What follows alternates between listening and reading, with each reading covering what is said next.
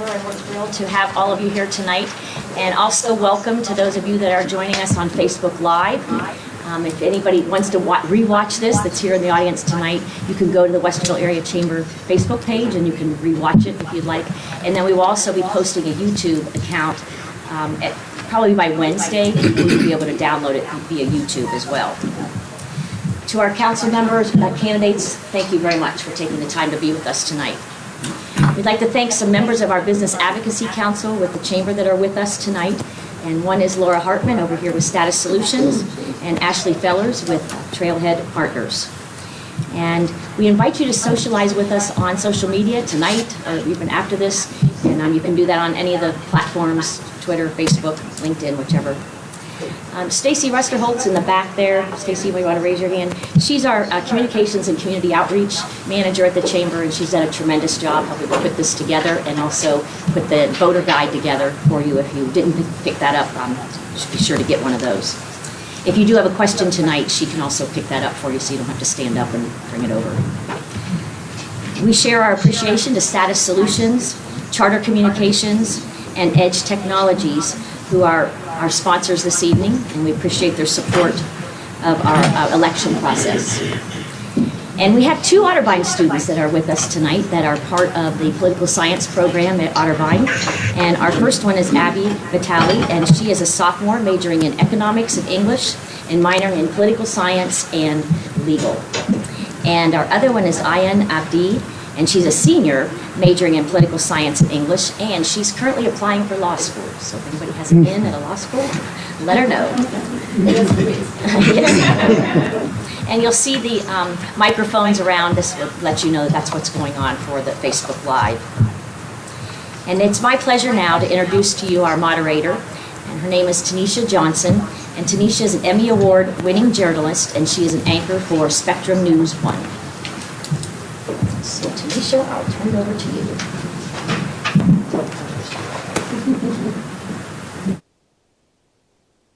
All right, Janet, thank you so much. Good evening, everybody. It is awesome to see so many people here on tonight and to see all of your faces. If you did not get a chance when you came in, there are voter guides to my right, your left. So if you want to grab that, be sure to do that. Again, those have been provided by the Westerville Chamber of Commerce. Those guides are available to you again as you enter the room. And if, again, you need to get one, go ahead and grab one. Tonight, the candidates, they are not going to provide opening statements, but they will provide closing statements once we get towards the end. But we want to make sure that we are allowing for as much time as possible so that we can get your questions actually answered. Now, I've already seen many of you writing your questions. Some of you have already turned them in.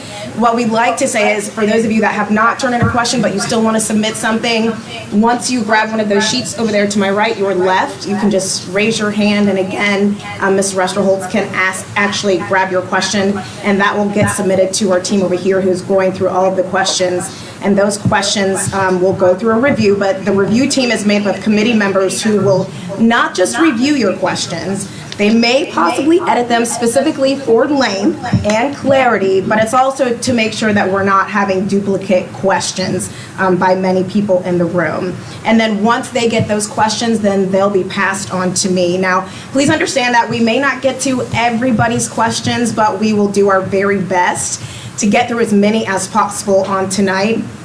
And again, remember, because we are under time constraints, we will do the best that we can. Each candidate will have the opportunity to answer every question that is asked, and responses will be limited to 1.5 minutes or 90 seconds. We do have timekeepers, so those are our Otterbein students, so we're grateful for them on tonight.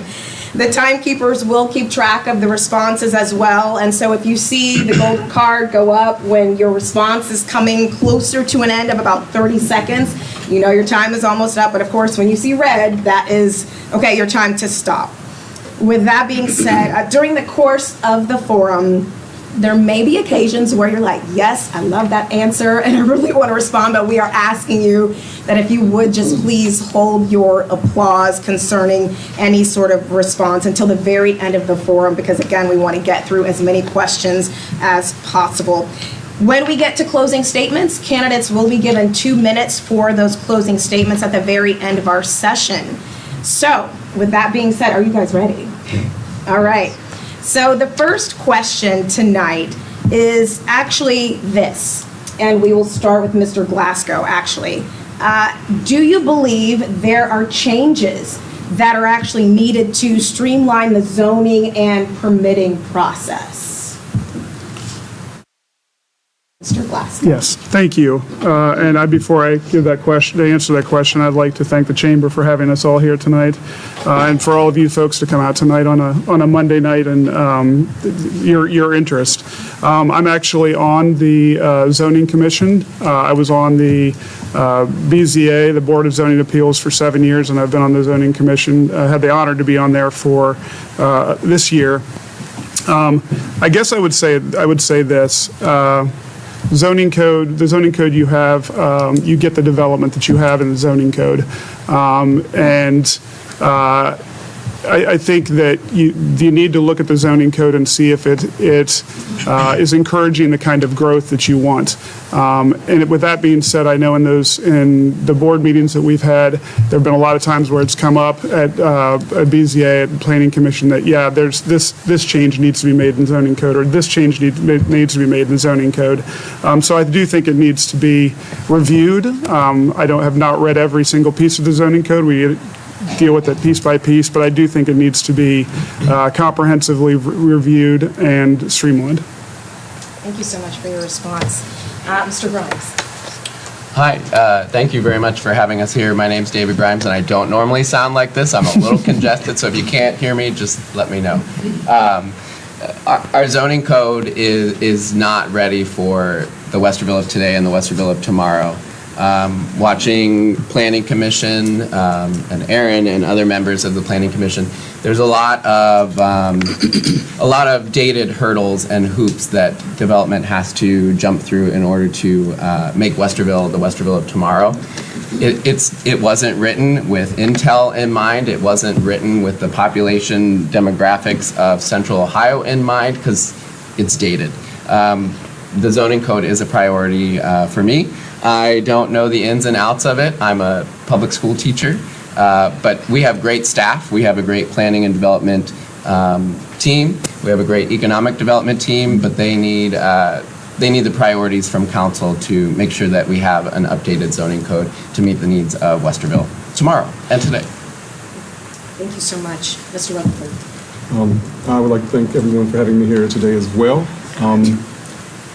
I think the zoning code needs to be changed. I've been in Westerville 10 years, and I've seen the different aspects that are kind of confining Westerville to growth. And I think with the zoning code changes, it would allow for more growth in Westerville, which would allow for maybe more tax revenue, which would allow for more continuing our great service that we have in Westerville. But I do think the zoning code needs to be changed to be better effective for the future of Westerville, not just for the past of Westerville. Yeah, this is actually one of the first things that I talked about with some business owners and people around the community, and this came up right away with, yes, our zoning codes are a little bit outdated. We could use them brought into the 21st century, and there's definitely some work that could be done. And to further Mr. Rutherford's, if we can update them and streamline them, we can bring in more revenue for the city. Last but not least, Mr. Brett. I'd like to thank the Chamber for hosting this event, and also for our sponsors. Thank you for sponsoring this event, and thank all of the residents for coming out and showing your commitment to the city and to the council candidates. Yes, our zoning code needs to be updated, and in fact, we talked about that at the budget meeting on Saturday. We have a new director of planning and development who's been on board for about a quarter now. So he is aware that the zoning code needs to be updated, and he is working on that. The zoning code has been attempted to be rewritten over the past couple of years, but there's still some more tweaks that need to be done. We realize that it is a hindrance to housing, it is a hindrance to business, so we are working on it. And if reelected, working on the zoning code is one of the things that's on my agenda to push through. So the answer is yes, it needs to be updated. Thank you for all of those responses. Everybody needs to be loud. Here. Go. The mics are only live for the. Okay. Yes. All right, so you guys got it. All right, this next question, we want to shift just a little bit, starting with Mr. Grimes. When we start to think about, and you mentioned the word agenda, Mr. Wright, but Mr. Grimes, what would be your priorities for your particular term? Thank you. The three things I say when I'm knocking on doors and talking with residents is a place to live, a place for all, and a place that lasts. The first question about zoning, that is a top priority because we need to address both the business development as well as diversifying our housing stock in the city. Housing is a major issue for residents. It's an issue for people wanting to come to our community. It's also an issue for people that currently live here. We need to make sure that it's affordable to stay here.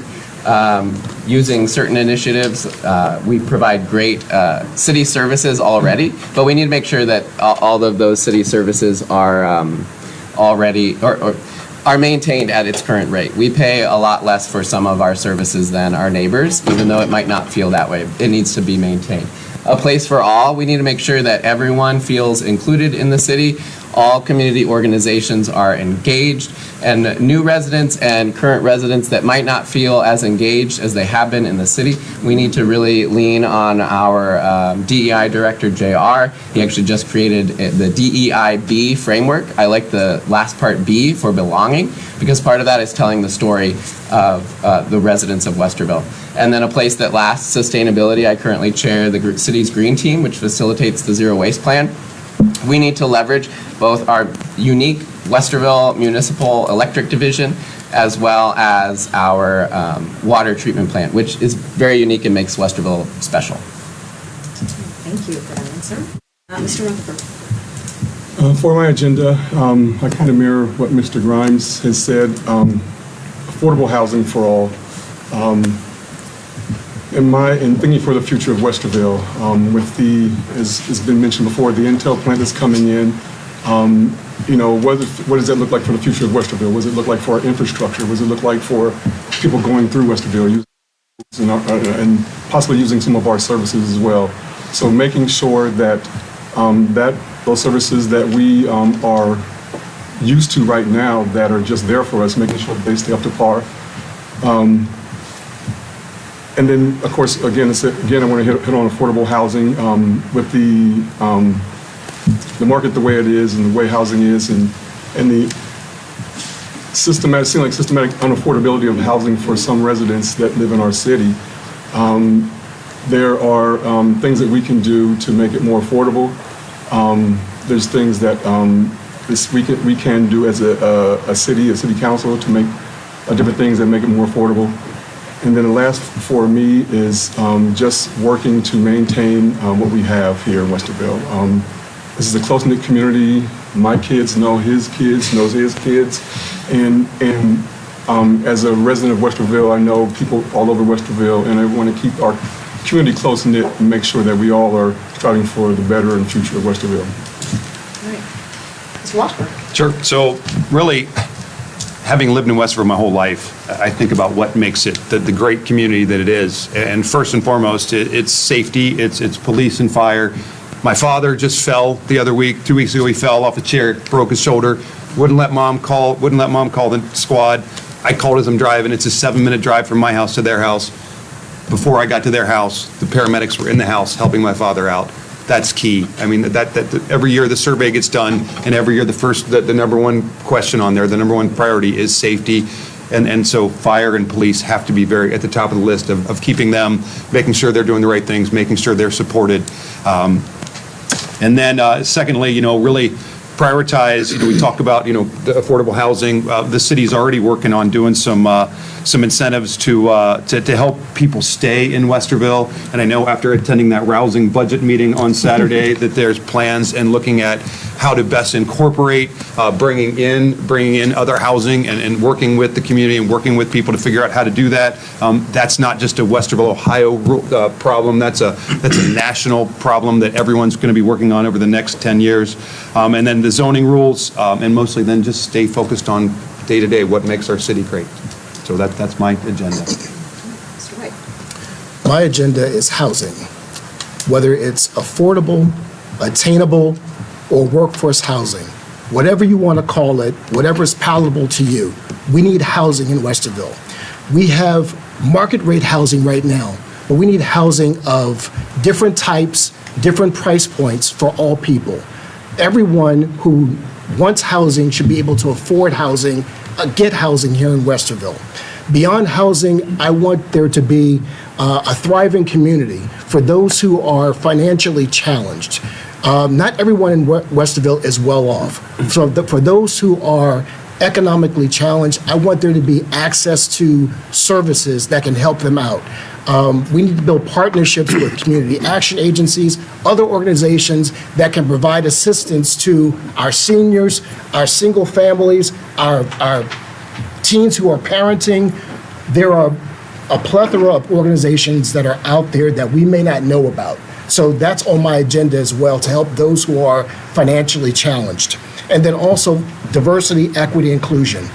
The city has made great strides with that over the past 18 years since I've been here, but there's still more work to be done. I'm glad that we have a DEI director and belonging has been added to the equation, but we can't rest on our laurels. There's still more work to be done to make Westerville that beloved community where everyone feels welcomed. So those are my 3 agenda items if I am reelected. Thank you so much. Mr. Velasco. Thank you. Well, I guess, as like Jeff, I've been a lifelong resident here, and I've seen the city grow. I've been here since 1977. I think there are basic building blocks of what you have to prioritize and to have a successful community. It first starts with public safety. Without public safety, without good police and fire, you don't have anything. I think the second step is economic development. Economic development drives income tax. It gives you the city the ability to do the things that it can do and be the city that it needs to be that we're all here for, and to provide the good services that you all have come to expect and should expect. And I think the fourth is we have an amazing Parks and Recreation system. I think that's the reason why many of us, I think, have stayed here. And let me tell you, as a lifelong resident, it was nowhere near this when we were here. It has grown. The park system has grown exponentially over the years, and I'd really like to make that a piece of my agenda. And I guess fifth, being from my zoning background, am also a zoning lawyer. I think the zoning code change that we've already discussed is really important to move us forward into the future. Thank you all for that. Let me just take a quick moment for those of you that have come in just shortly. I know some of you have grabbed the sheet where you can write down a question. Just raise your hand with your question once you're finished so that someone can come and grab it for you, and then we can get it to our review team. All right, next question is this. Since we've been talking about the future and where Westerville is going, what do you see as the city's role in environmental and sustainability efforts? This question starts with Mr. Rutherford. Thank you. I think the city's role for the future as far as environmental concerns are that we produce our own electricity and water, and I think that's a start that we can take, or we can build on that, where we're using our different resources, whether it's recycling or whether it's using the green spaces to help continue with and partner with other cities to help continue our efforts to have a more sustainable and safe environment for our residents and our children. With that said, I think there's a lot of things that we can do better as a city to allow us to be more focused on future sustainability for the environment. And if I'm on city council, I would work towards that as well as the other agenda items that I've said before. Mr. Walker. Fantastic. Well, obviously, the environment is key, and I think all of us are, well, most of us are parents up here, and we want the best for the environment. So really, I think with the way we do recycling, we're looking at composting. I think the city can be very proactive as to how best to take care of the environment. I know we always look at waterways and protect the water. As I've been going to council meetings, you have great people coming up and talking about make sure you don't put your leaves in the curb, which I've been guilty of over the years, which I won't be doing anymore because I thought they wouldn't go anywhere else. But no, those are key, and I think the council can be instrumental in driving keeping Westerville environmentally friendly. Thank you for that. Mr. Wright? It's in the city's motto. We are a city within a park. Environmental concerns is the lifeblood of Westerville. From its waterways to its green spaces to recycling to everything you can think of. That's always going to be a cornerstone of what Westerville is all about. Even with housing development or development, there's always a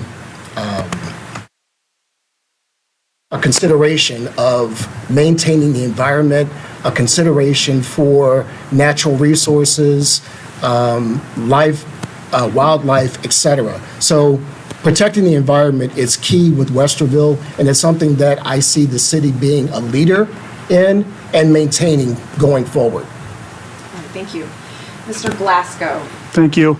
I Speak can. up just a little bit more, please. Oh, so I'm sorry. Forget. I really completely agree with Mr. Wright on this. The great thing about Westerville is we're the kind of community that can afford to engage in sustainable practices and make that a centerpiece. Like I said, lived here a long time. Hasn't always been that way, but I think that we have to be a leader in sustainable practices and looking out for the environment. When a couple people have alluded to the fact there was a long budget hearing over the weekend, and we got 490 pages of materials to look at, and that was great or whatever. But I was really pleased to see that in every department's reports, all through all the departments, there was some effort towards sustainability. There was some program that had a sustainability and environmentally sensitive component to it.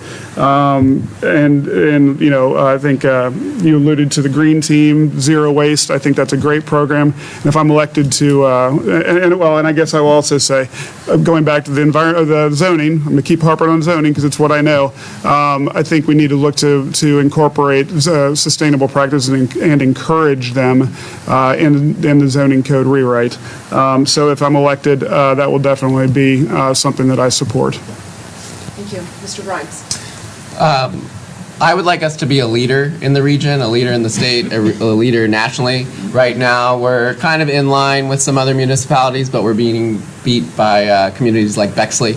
And being a very competitive person, I want us to be the best and be the leaders in sustainability. I currently chair the Green Team, which supports and facilitates the Zero Waste Plan, which staff is doing an excellent job implementing along the way. That's where the curbs or the compost drop-off program has come from. It's also where you've seen the new dumpsters in Uptown. There's a lot of great initiatives coming out of the Zero Waste Plan. I'd like to see staff dedicated to that, which I'll talk about in a minute. But we also have the unique capability of utilizing and leveraging our municipal electric and water division. Not many communities have their own electric division and their own municipally owned water division, which allows us to get into a lot more incentivizing and programs that we can introduce that would be prevented in other municipalities. Some wins, because I'm at my 30 seconds. We've already, and I have to say I was at the budget session too, since we're all talking about it, but some wins, if it's council approved and council leaves it, we'll get staff dedicated to the Zero Waste Plan and sustainability initiatives, because as Ken said, it is a pillar of our city. We just need to act on it. We're going to get a foam densifier, which is going to be way better than Hilliard's. And then our composting, curbside composting pilot. You might not get it at your house. Grimes, your time is up. So much. Thank you. I'm sure they are grateful that you kept going. All right, we want to move on to the next question. We have actually started already talking about, or you all have, about housing and affordability. But specifically, Mr. Washburn, I'll start with you. Would you support increasing the housing density in the city? And if so, where? So, affordable housing is, as I said earlier, is literally going to be the topic for many communities for years to come. It seems like I think back to other communities that have supported or where they put in some of the mixed use, where you have the business on the bottom and the residents on the top. And it seems to me that most people tend to hate that when they tend to complain about that, and a lot of the online chatter is not for it. But if you look at Uptown Westerville, that has been around for a long time, I think it started with mixed, it looks like it's mixed-use housing that they put in there. The business on the bottom, residents on the top. I think we'll have to look at that. I think that is going to have to, if we want affordable housing, that is one way to do it. I do love the fact that the city is also helping people that are existing in the homes, and we have to weigh, we don't want to harm existing homeowners and taxpayers in the city of Westerville. Utilizing incentives and developer subsidies and paying for infrastructure kind of can hurt some of the people in this audience and put some at a disadvantage. So we have to weigh all the factors in there, and it's going to be the key topic. And if somebody has an easy, great answer on that, they should be running for something a lot bigger than city council because that's going to be a key topic for a lot of communities. And let's continue this with Mr. Wright. Okay, so I want to get this right, so I'm going to read, all right? So we have a density bonus here in Westerville, and a density bonus is an incentive-based tool that is to increase the maximum allowable development on a property in exchange for helping the community achieve public policy goals. Increasing allowed dwelling units per acre, floor area rotation, or height generally means that more housing units can be built on a site. There's also inclusionary zoning, which is an affordable housing policy tool that requires developers to set aside a portion of housing units for low to moderate income residents. Where are you going with that, Ken? I'm glad you asked. Okay, so when I brought up the housing issue, I was told that housing does not move the needle in Westerville, okay? Income tax drives the needle. Economic development pays the bills, okay? With housing, there is an opportunity. This has been done in Whitehall. There was a developer, I'm not going to say the name, but there was a developer that worked with a community action agency that built or is going to build moderate to low income housing that has mixed use applicability that can be built in Westerville. We have a density bonus area that's on Cleveland Avenue, Schrock Road, and South State Street. People do not like density. Okay, I'll get back to that, please. Let me get back to it because that's very important. Density is a bad word in Westerville, but there are areas where we can build up and not out. Please, let's get back to that. Thank you, Mr. Wright. All right, Mr. Glasgow. I was so interested, I feel like I should be deferring my time to hear more about this because this is actually pretty educational. The nice thing, Ken is an incumbent, so Ken, unlike the rest of us, has a lot of information and has this experience, so I feel like I'm taking notes here for us. The approach I took on it to do some research on this was to look at our comprehensive plan, and our comprehensive plan specifically talks about affordable housing. And so, I think you have to follow the planning documents that you have. I think that includes, and I'm not sure exactly how it would look. I don't have all the answers, but looking at encouraging that or how that works within the zoning code and the zoning code rewrites. Look, with Intel, we're going to have a lot of people. We're going to have an explosion of growth, and they're going to be at different price points. So I think you've got to look at this issue. I don't know if it's building up. It may well be, but it's certainly certainly something that has to be addressed. There is the reality. I used to do work for developers. There is the reality that we're limited by what developers will come in and do. That's just a fact of life. But there are incentives, and we've got to be creative. We got almost a staff, 450 people that almost in the city, employees. We got a great planning staff. We can be creative. We're smart people, and I think we have to be creative about this issue. Thank you. Mr. Burns. Yeah, I agree with both. My short answer is yes, where appropriate. Having watched council meetings previously, the discussion of increasing density around transit corridors, and then also making sure we can move people around. A lot of people complain about traffic. Cars are not always the way to get around. We just need to provide viable and accessible and quick ways to get our higher population around. So higher density along transit corridors. I'd like to see more multi-use infill. We see the development on State Street, also the one on, is it College there, that retail on the bottom, units up top.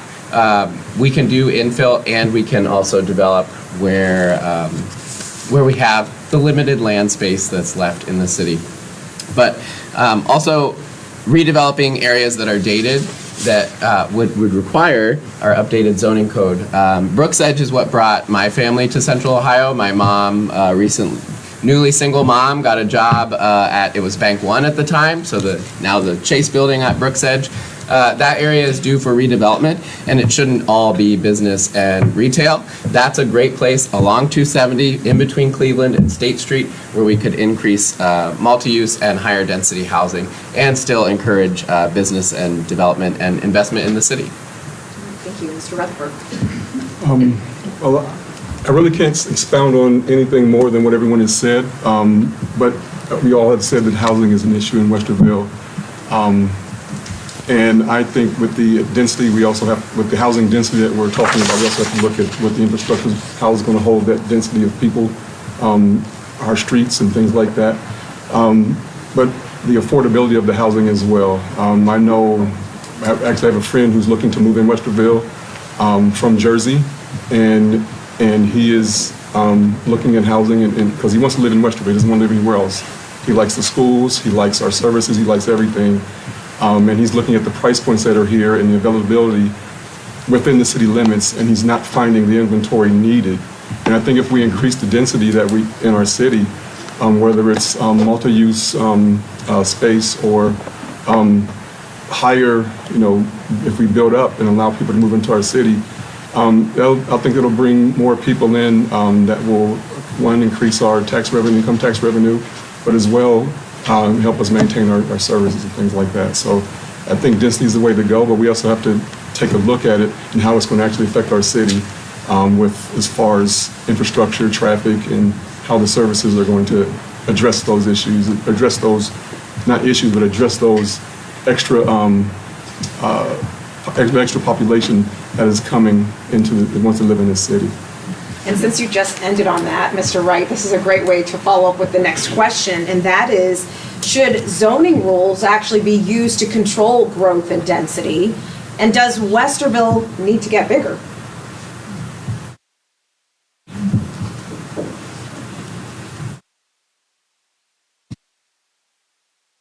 Does Westerville need to get bigger?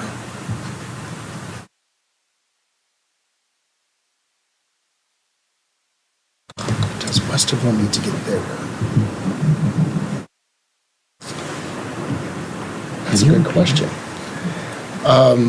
I think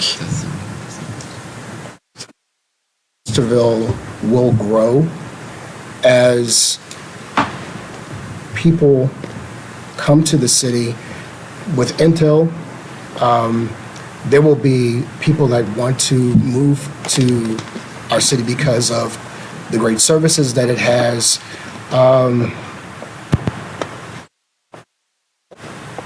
You have stumped me. You have stumped me with Whoever submitted that question.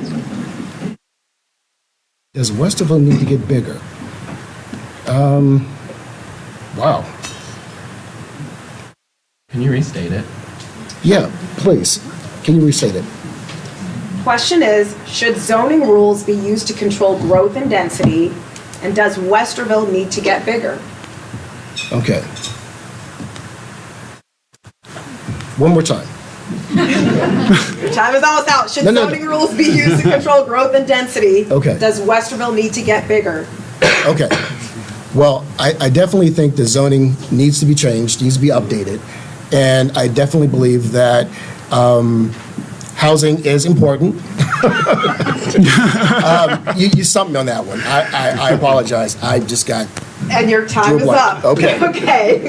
All right. Mr. Glasgow. Thank you. I got the extra time to think about it. It is a tough question. The first question, I don't know if it's as difficult. Again, I have a pretty good background in zoning and zoning law. Zoning does control growth and density. It just does. It's baked in. It's a reason why we have zoning, is to control issues like that, to be able to give our cities the ability to grow and be the places we want them to be. We make choices in zoning. The zoning code expresses what you want to have done. If you want to have a nice road that has all brick storefronts, then you zone that way. That is what zoning does. So that includes growth and density. As far as the question, I think Ken's right. It's a more difficult question. Does Westerville need to get bigger? I don't think there's any inherent value in the city growing. I don't think you need necessarily. It's good to grow. So I think it's something I'd have to look at more. There's a lot of resources that we would have in the city. I'd have to have justifications or people telling me why it would be better. I think we need to be, and foremost, looking to be creative and forward-thinking with the land that we do have in the city. And we have the ability to do that, and with our staff, and that's where I think we should go before saying we just need to get bigger. Thank you. Mr. Grimes. Yeah, I'm glad you went before me, because I think my response was, isn't that precisely what zoning code does, is control growth and development? Which is precisely why in the other questions we've said we must update our zoning code in order to do a lot of the things we all want to do. Because the zoning code is controlling the city in a way that we don't need it to or want it to for today's Westerville and future Westerville. At least that's my limited understanding of the zoning code, is that it's precisely doing that. It's controlling development and growth. Does Westerville need to get bigger? I guess I would need a little more detail with the question, but we have great city services. We have wonderful municipal electric division and water. And why wouldn't we want everyone to enjoy all our wonderful services? Now, there's a whole lot of costs, right, to bringing more people in or expanding the city limits. And I have no answer for that, because we have 447 staff members and a city manager that would be happy to answer those questions. But sure, it's certainly something that can be looked into as Intel comes in and all the ancillary businesses that come around to service that, and other development or outside of the city boundaries. But there certainly is an infrastructure expense to providing water and electric and all the things that the service department does. But why wouldn't anyone not want to enjoy the low cost compared to our neighbor services that are provided in Westerville? Thank you. Mr. Rutherford. Short answer, yes. Zoning should control growth and population, or density, I should say. I think it's very important that we look at that to make sure that because we don't want to have just a place to live and everybody leaves for work. We want to have a place where people are here, they can live here, they can work here, they can play here, as my friend David said. And so, which maintains our city atmosphere. As far as getting bigger, I think it's inevitable that Westerville will get bigger, just because of the things that are happening around us. The Intel plant is being built whether it's Westerville proper or Westerville adjacent, people will say they're from Westerville. Westerville will get bigger. And granted, our services maybe not have to take care of the people outside of our city limits, but it will get bigger as far as the population of people that are coming in to use our businesses that we have here. We have some great things in Westerville, in Uptown. that come to the doctor's offices, that come to the banks and things that are around here. So Westerville will get bigger, maybe not by the land or the boundaries, but it will get bigger by the influx of people coming in to take part of the great things we have in this city, whether it's our parks or anything else that we have in this city. Thank you, Mr. Washburn.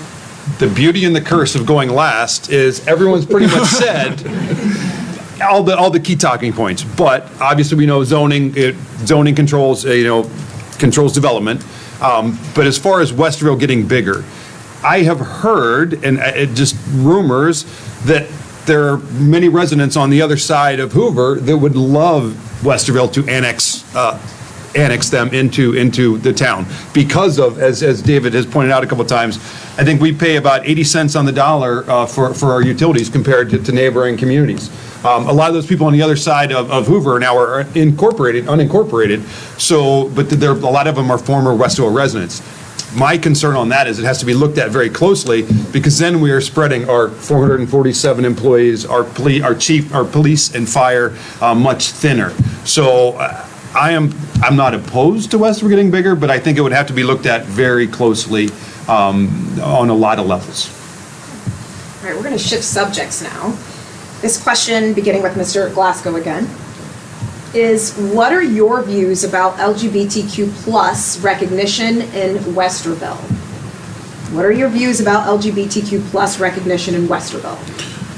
Thank you. And I'm not sure what the part about in Westerville are. I can only tell you what my views are. And my views are that in order to have a just community, you have to have non-discrimination. You have to have everybody treated the same.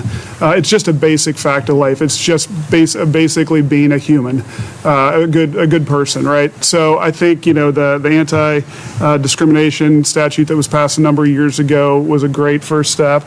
And I think Westerville has to be a safe place for the LGBTQ community. It's not really a hard question. All right, Mr. Grimes.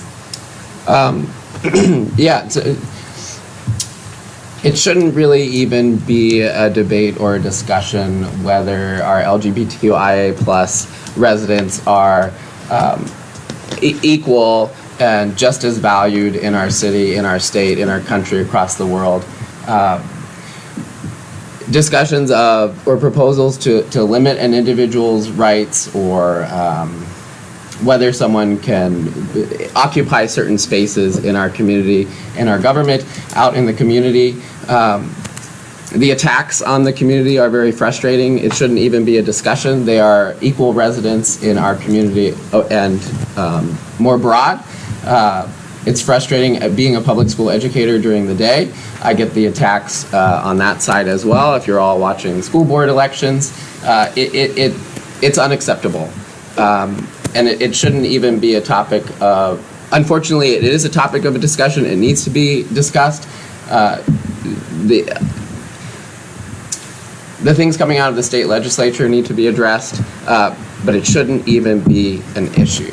I'd like to see us strengthen our DEIB department. Like I said, we have a framework that JR just rolled out to council a couple of weeks ago, probably last month now, but making sure that we turn that framework into action. It is a beautiful framework. There's great things that the city can do. We need to staff it, we need to implement it, and we need to make sure that everyone in our community feels safe, valued, and belongs in our city. Thank you. Mr. Rutherford. Well, it's already been said. I don't think it should be an issue as well. Whether you're gay, lesbian, bisexual, transgender, if we live in Westerville, we all pay taxes into this great city and we all partake of these great services. There should be no discrimination against them because of that. As a resident of Westerville and having friends who are part of this alphabet that we have here, I just see people. People need to be treated as equal people. That's it. If we do that, I think if we do that, then you don't have an issue like this. But I agree with David. We need to keep addressing it, moving forward, and keep moving and providing action to make sure that we are making this community safe for everyone, no matter what their preference is.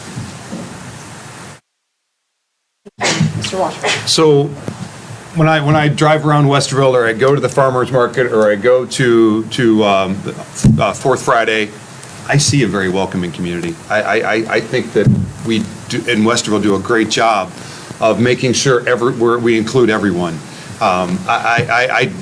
Like has been said multiple times, it seems to me like it shouldn't even be an issue. We should accept everyone for who they are, for what they believe in and what they do, and we should treat them as human beings and the individuals that they are. So, and the non-discrimination ordinance that was passed in 2019 makes it very easy if you have any issues to get to the city if you feel like you're being discriminated against. So I encourage you to look up what that non-discrimination act was. It's a little bit long. It's a little bit long read, but you should definitely look it up. So that's right. Mr. Wright. Personally, I believe everyone should be welcomed in Westerville. And I wish every resident in Westerville felt the same way. 4 years ago, there was a similar question about how do you feel about the non-discrimination ordinance that is being pending with council. And then 4 years later, there's another question about LGBT. I made a comment earlier about Westerville making strides with DE&I. But there's still more work to be done, as evidenced by that question and other questions and other things that are happening in the community. Yes, Westerville's made strides in that area, but there is still much more work to be done. Not everyone feels welcomed in Westerville. Sometimes I don't feel welcomed in Westerville. So there's work to be done. But I'm happy that we are on the right pathway. Thank you. Okay, as you all know, we're going to shift again. Oftentimes municipalities, oftentimes school districts, they will put forth levies on a ballot, and they're hoping for passage. So the question is this. This is a little bit of a long one, so hear me out. The city of Westerville continues to extend the fire levy beyond the end of its original length. Meanwhile, equipment gets older and is out of service for repair. Day-to-day operations continue to be understaffed. How do you feel about extending fire levies? Mr. Grimes. It was briefly discussed in the budget session, talking about setting that. I'm looking at Ken, as it's something, the budget session was a public work session. So it was addressed in the budget session. The city is looking at setting that date and making sure that, unfortunately, it's the timing with the school district as well. And as you all know, you got your notice of your home value from either Franklin County or Delaware County. So it's a touchy subject, but per the question, it's a necessary thing that needs done. I'm assuming that date will be set before we get to council, but I want our schools to be funded, I want our police and fire to be funded, and all of those have to go to the citizens and to the ballot. And so it's going to be a hard ask. It might be unpopular to have the residents come with a school levy, a fire levy. We just passed the bond issue for the Justice Center, but it's a necessary ask. In terms of setting the date, I'm not sure if we will get to set that or it will be set by the current council. Thank you. Mr. Rutherford.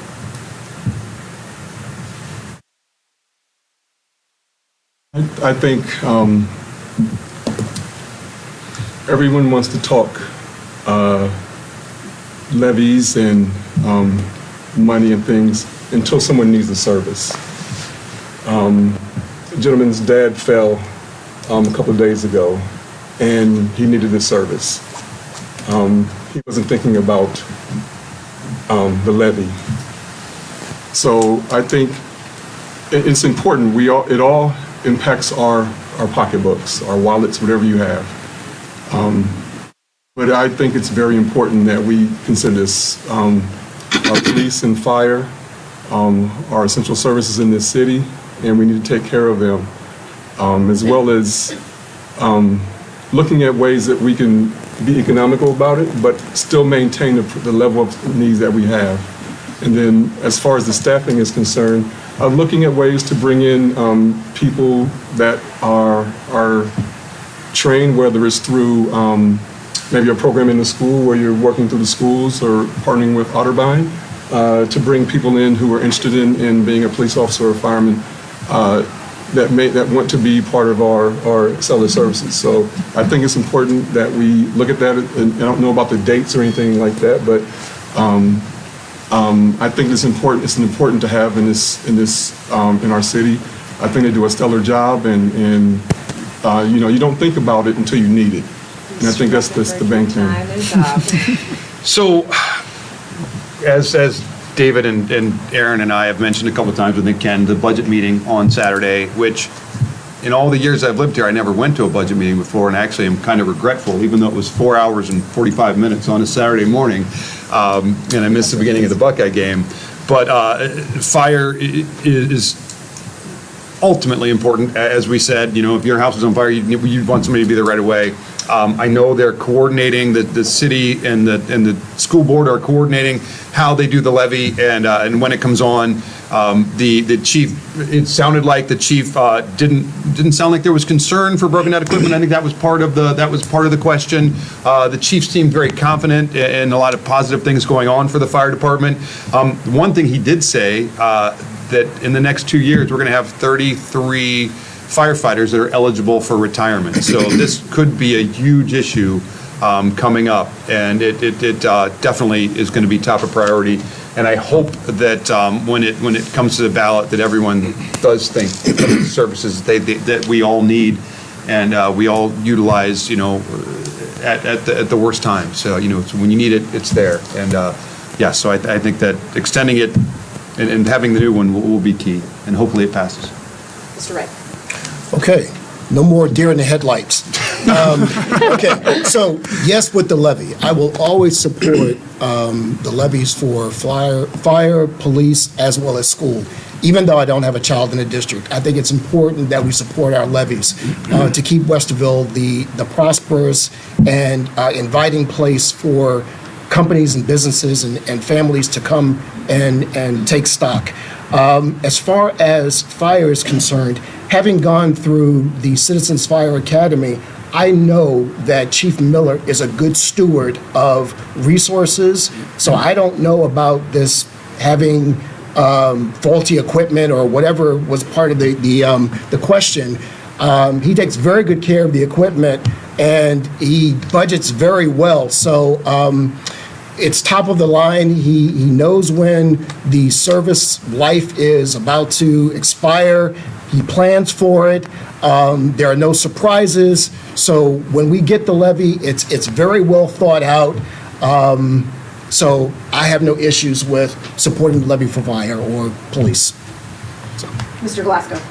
Thank you. I as well have no issue supporting the fire levy. As I said way back when we started here, there's levels of foundations for a thriving and successful community, and public safety and fire are one of those bottom foundational issues, and we have to have an up-to-date fire department. I represent cities and villages in Ohio during my day job, so I interact with fire departments, EMS, and these guys make do generally with what they have, as long as they can. They don't ask for more money or more equipment or to replace equipment frivolously. So if they are identifying something that they need more money, that they know they got to go ask for tax or for a levy, it's because they do need it, and that means we need it. And so I would definitely support that. Thank you so much. All right, we'll move on to Mr. Rutherford. This question, we'll start with you.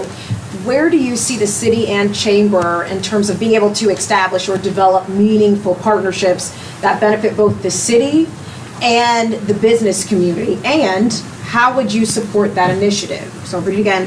Where do you see the city and chamber being able to establish or develop meaningful partnerships that benefit both the city and our business community? And how would you support that initiative? Well, I think for the future of Westerville, we definitely need to look at partnerships to the east of us. where the Intel plant will be, whether it's with different townships or different developers that are being in the area. I think that is important, and I think the city and the chamber can work towards those partnerships to make sure that it's mutually beneficial for Westerville as well as the other areas adjacent to us, since we're going to be landlocked with those initiatives that are going to be coming forward. I think how we can do that is look for, especially, I know it's been said a lot and a lot of people hate this term, but look for win-wins for the businesses that are coming to Westerville. We have a college here, we can provide educated workers to them, and they can provide tax dollars to us. They can provide opportunities for the college students who are underclassmen for internships that brings people into Westerville that helps us with tax dollars. So there's different things that we can do for partnerships around us with different townships, businesses, and other entities that will help us not only with the city, externally, but also internally with Otterbein and with other entities that are in the city that will help us keep our thriving community going. Thank you. Mr. Washburn. So it's my understanding the city and chamber work together the city council and chamber work together very closely already. So I think it would probably behoove all of us, whoever does get elected or reelected, to continue to work with the chamber. The chamber has done so much great work over the years. Mr. Rutherford has a great idea of working with some of the surrounding communities, maybe involving their other chambers and to work with that. Obviously business and in the Chamber of Commerce, it's what drives our community. If you don't have a place to work, if there's not a small business to go to, you don't have much of a community. So I do think that is key, and if I were elected on city council, I would work closely with the chamber to ensure that continues, the close work continues. Mr. Wright. Back in 2021, I asked the city how it tracked and measured its relationships with minority-owned businesses, women-owned businesses, veteran businesses. And at the time, the city allowed those vendors to self-identify. There was no way to really track how many of those businesses were, being used or taking out proposals.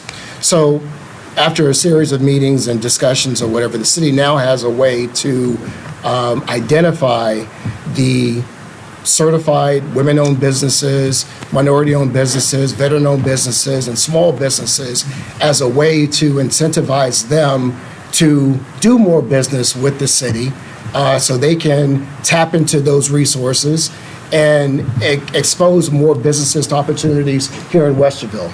And I know that the Chamber has recently started a organization for the BIPOC, the Black, Indigenous, People of Color organizations to bring more businesses of color into the fold, to expose them to Westerville, and to help grow those partnerships with the city. So we are moving in the right direction now. Mr. Glasgow.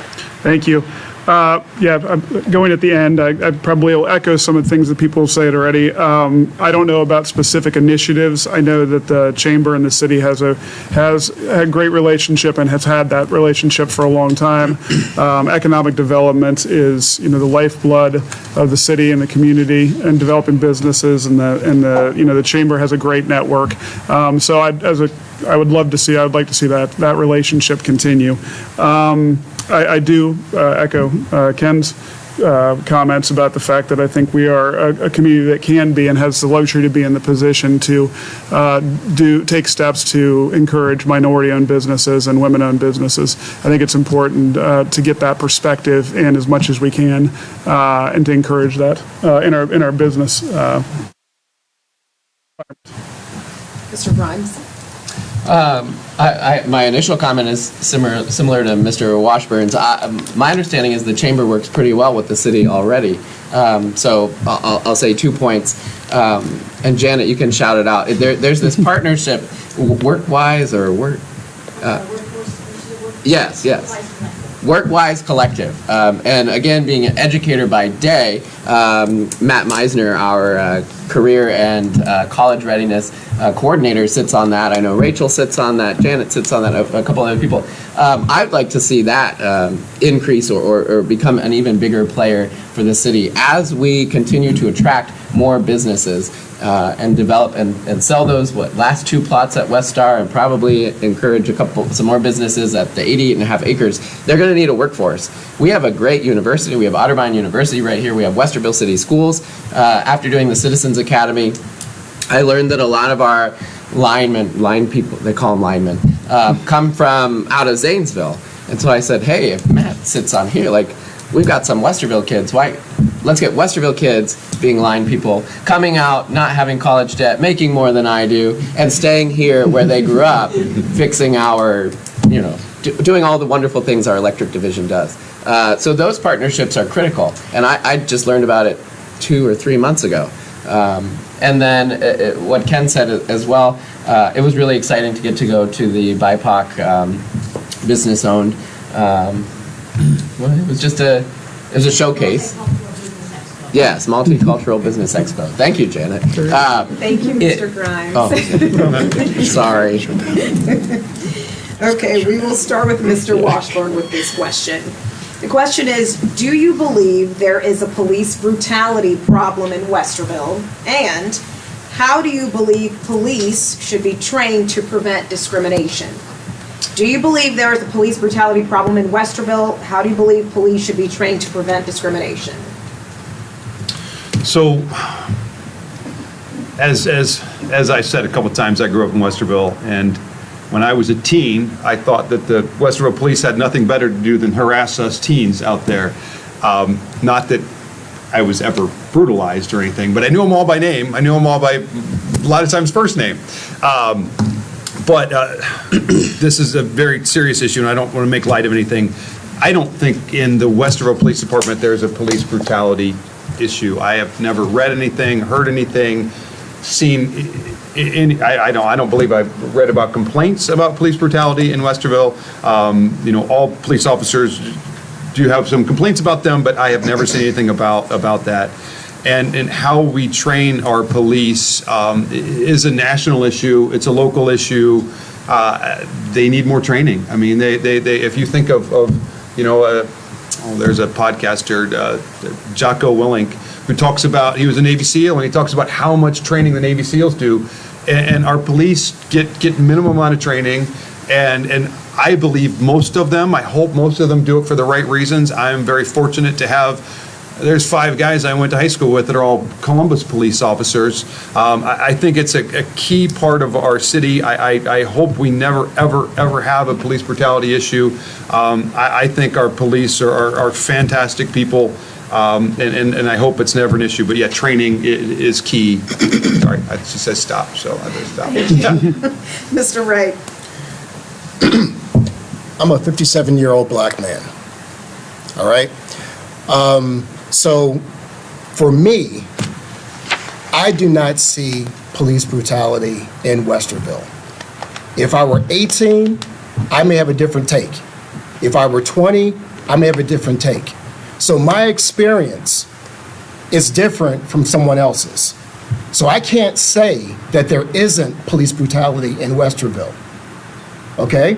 So what I am saying is that we need to be mindful of other people's experiences and be open to having that dialogue and listen to what people are saying and accept that there are people that have an aversion to police, they have problems with police, they've got bad experiences with police, and be mindful of that. And training is a big thing. The governor knows that police need training. The AG knows police needs training. My organization is working with various police departments to try to provide that training. But we saw what happened in Circleville. We saw what happened in Blendon Township. It's a real thing. So fortunately, nothing like that has happened in Westerville. But what I'm saying is that my experience is different. okay? But I still tell my children and my friends that you've got to be mindful of your surroundings. You've got to be, okay, all right. Mr. Glasgow. Thank you. I don't know where to start with this because I actually, in my day job as a municipal attorney, I represent police agencies in 1983 cases, civil rights cases where they've been sued. And so I see this, I deal with this in my job. Right now, I have multiple cases. I know what police agencies look like that are doing it wrong. I don't see that in Westerville. Obviously, if there's things that we don't know about here on the panel, that would be different.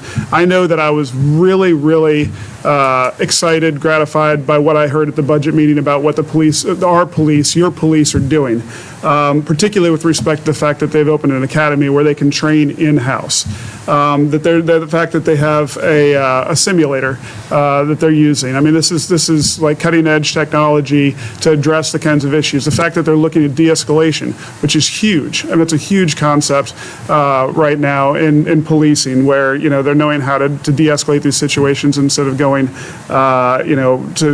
shoot first. I know that they're looking at hiring new SROs for the schools. I think that's huge. And I know that they've been accredited. I can't remember the acronym, but they've been accredited as a top 5 in the. I mean, you have an outstanding police force, and knock on wood, that's why we're not seeing the things like what happened in Blendon Township and other places. You're seeing this a lot around. So there. Mr. Grimes.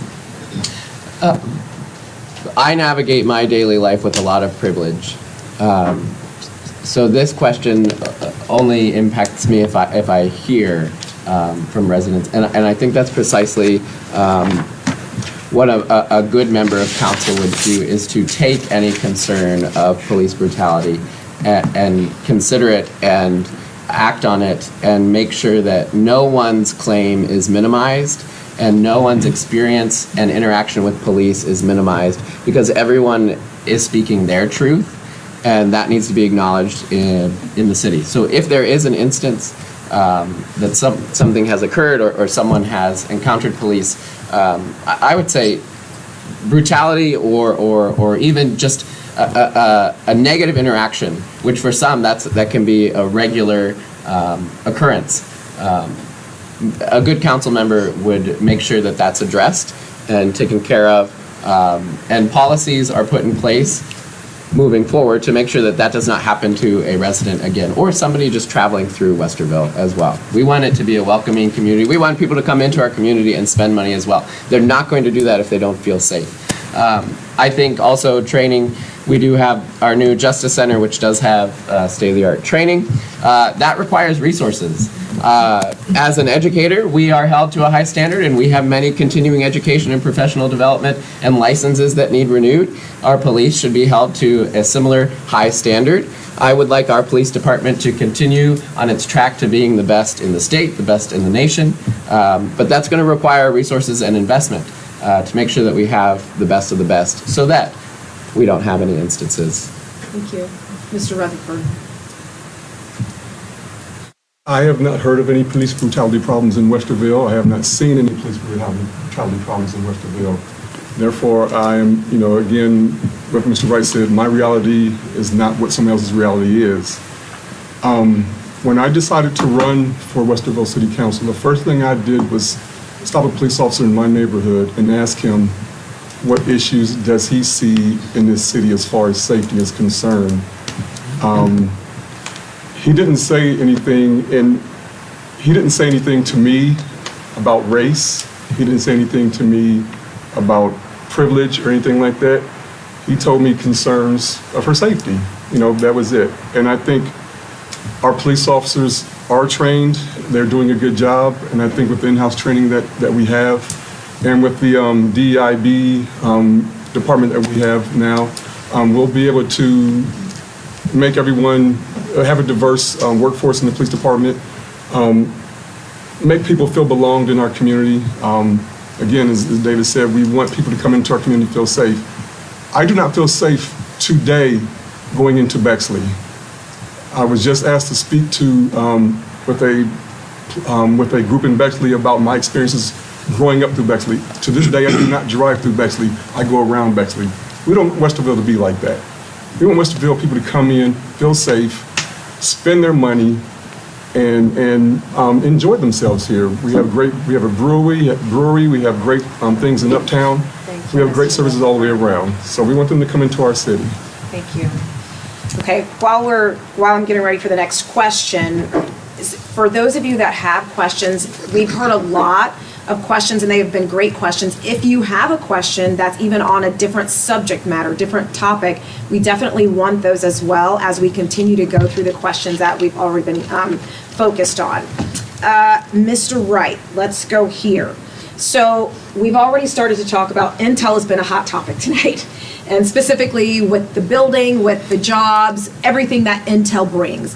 But when we start to think about that and its product chain moving in, what can the city of Westerville really do to prepare for the influx of people and the possibility of commercialization of land?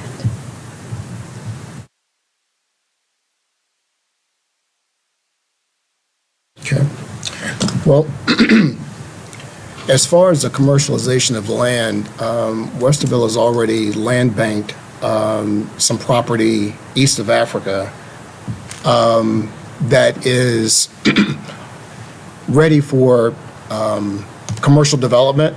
So if there are opportunities for economic development for Intel-related businesses, supporting businesses for Intel, we do have that opportunity with that land east of Africa. As far as what Westerville can expect from Intel, there are going to be people that come in from Intel looking for housing. There are going to be ancillary businesses that Intel brings, supporting businesses, suppliers, supply chain, workers. So Intel is going to have a great impact on this region, on this area, and Westerville is right in the center of all of that. So we need to be prepared for that as far as having a place for these individuals to live, having opportunities for them to work, play, to enjoy themselves, and we are making those steps now, but there's more that we can be doing. Yeah, I think we've all alluded to this. As you said, it was a hot topic already, and we've all mentioned it. I mean, with the influx of people, I mean, when you have a large group of people moving in, you have new consumers, you have new homeowners, you have new users of public spaces. I mean, the city has to plan for how they're going to deal with all of that. The nice thing is, I think we've got a great economic and planning staff in the city that is already looking at that. They already recognize that is going to be a big challenge, and in fact, the biggest challenge. I've been talking to city staff, as we all have, to kind of get up to speed with what the issues are, and I asked that question, what do you see as the biggest issue? And they said Intel. They said everybody comes in and everything that's going to come along with Intel. It's huge. And I think that we have to plan, and I think anybody that's elected, it's going to be a big part of our life of planning how to deal with this influx of people. But I think we've done, Westerville has always risen to the challenge with big changes like that, and I think we'll do it again. And as a council member, I'd be excited to be part of that. Mr. Grimes. It is an exciting opportunity, but it also makes people pretty anxious as well, because it's an enormous impact on the region, not just the city of Westerville. So, not to rehash the same thing. So, I sit on the Parks and Rec Board, and a couple of people have mentioned that we are a city within a park. We have a great park system. Our community center is amazing. And out of the budget work session this weekend, a lot of the budget is dedicated to reinvestment and updating and making sure that our park system is as pristine and sought after, and people come to use them, both residents as well as people that are non-residents. And so making sure that we are still attracting people to our community to come and utilize those services. We have better parks and rec than many of our neighboring communities. And where Intel's going, we are the best system on this side of town for sure. So we're going to get an influx of people coming in and engaging with us in that way. And Randy will always say it's also economic development, right? Businesses, as Ken said, all those ancillary businesses that we'll probably have up at 88.5 acres east of Africa, they're going to want to use our park system as well. They're going to want to be customers, come to Uptown or Polaris area for lunch. We need to make sure that we are attractive, and we're getting people from outside the city coming in, and again, spending that money here, utilizing our services because we are top notch. We're better than most municipalities around. And then, of course, addressing the housing that we've already talked about. So don't need to rehash that because I got a stop sign. Mr. Rutherford. For me, well, we've all said it, and that's been one of my concerns when I decided to run for the city of Westerville, is the influx. We've all talked about it. We've had a question of should Westerville grow bigger? We're going to grow bigger by default because of all the people coming in. But being able to work with our partners, again, with Chamber of Commerce and how they work with our partners, surrounding areas, that will help us for the future, prepare now and prepare for the future for the influx of people coming into our city. I had a meeting with the city manager and assistant city manager discussing how roadways would be extended, possibly how they could be extended with partnerships to make sure that it's easy to get in and out of Westerville. So the people that don't live here will be coming in and leaving, but for us that live here, we want to get around easy as well. We don't want to be in a traffic jam just to go to the grocery store.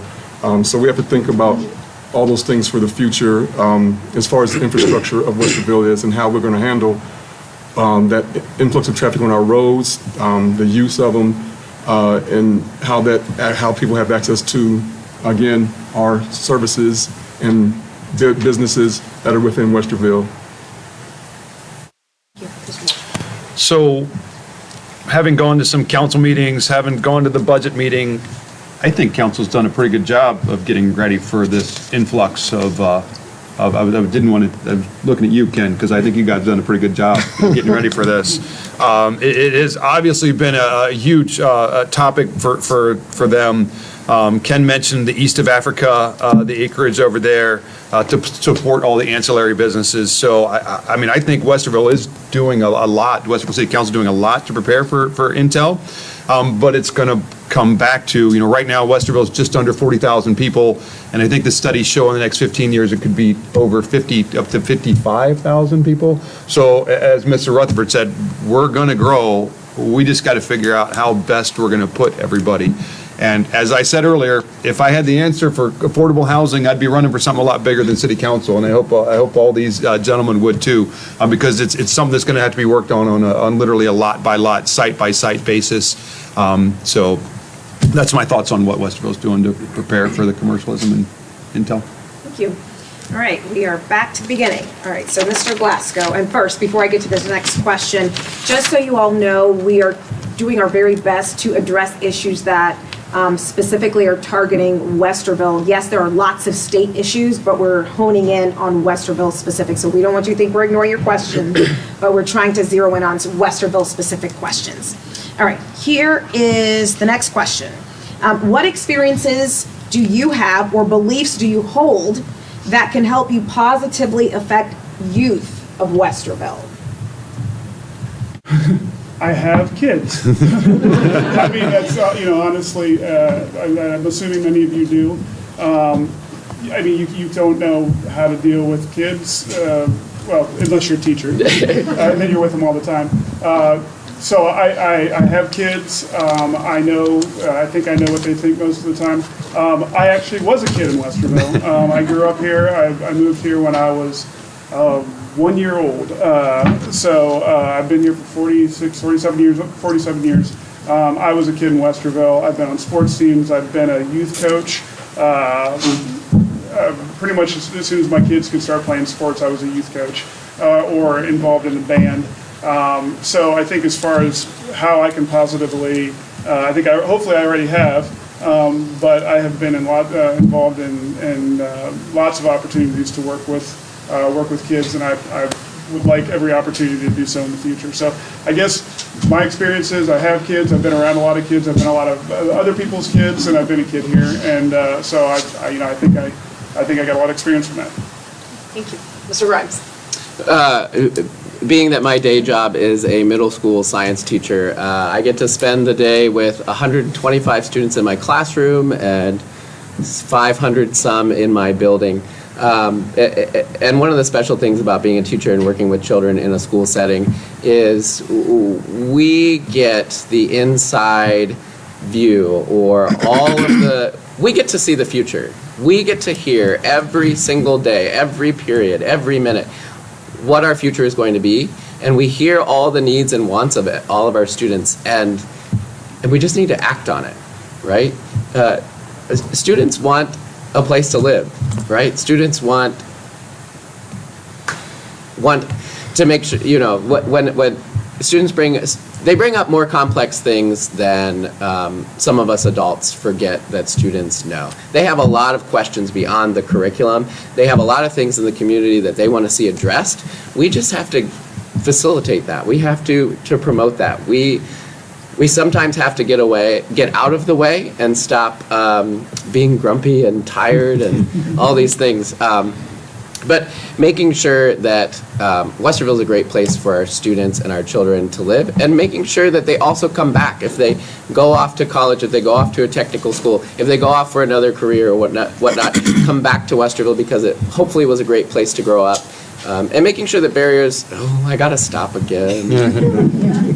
Thank you, Mr. Grimes. Mr. Rutherford. I guess from my experiences,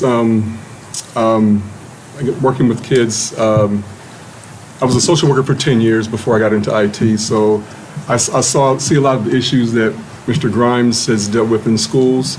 And being in Westerville, my experience, coaching WYBSL and the football league, I can't remember the name of the football league here, but being a coach of the kids and seeing the future of Westerville. These kids love it here, they live here, they play here, they go to school here.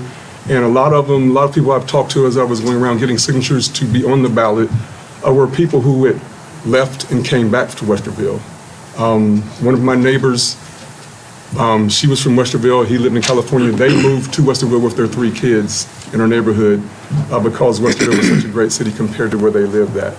So the children are definitely the future, and we need to address issues that help them be safe and happy here, but also be willing to come back once they, to replenish our population for younger adults and bringing their own children here that keeps our society great, our city great, I should say. I'm a dad.